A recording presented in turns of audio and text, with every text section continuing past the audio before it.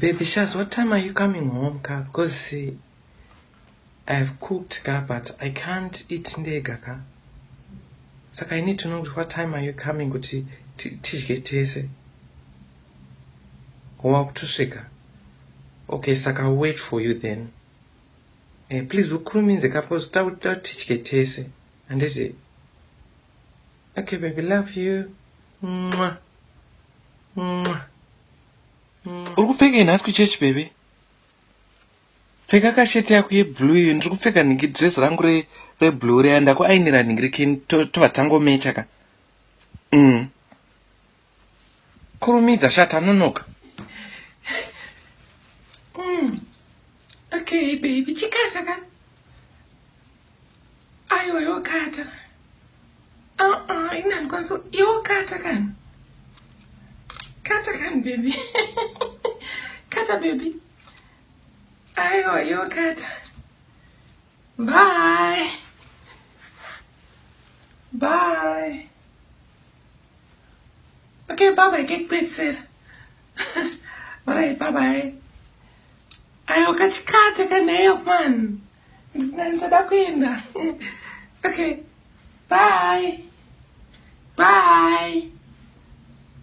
Ndakukata ndakunyadzokata manje. Sha unamona chima I have to go. Bye. Bye. You're Boogie? Boogie? Boogie? Why are you crying? Bye-bye. Sha ndakwenda. Bye. Bye.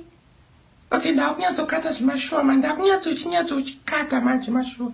Alright, bye-bye. Baby, perekedzoka kutoilet. Tatangogeza teseka. Aiwa, siya toothbrush. Ndine toothbrush kunoku. Tongoshandisa iyoyo one iyoyo. Chikurumidza kachecha uda kutotanga sha. Tononoka. Alright.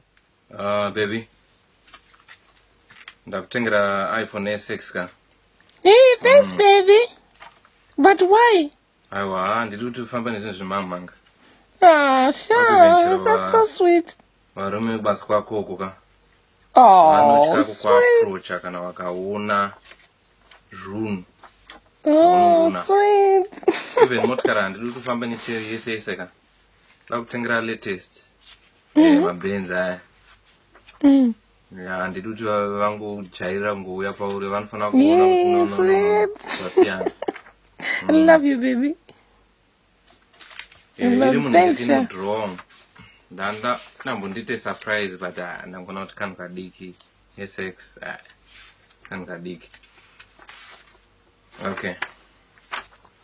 Awa ari boy sadza rangu raita. Raita sadza.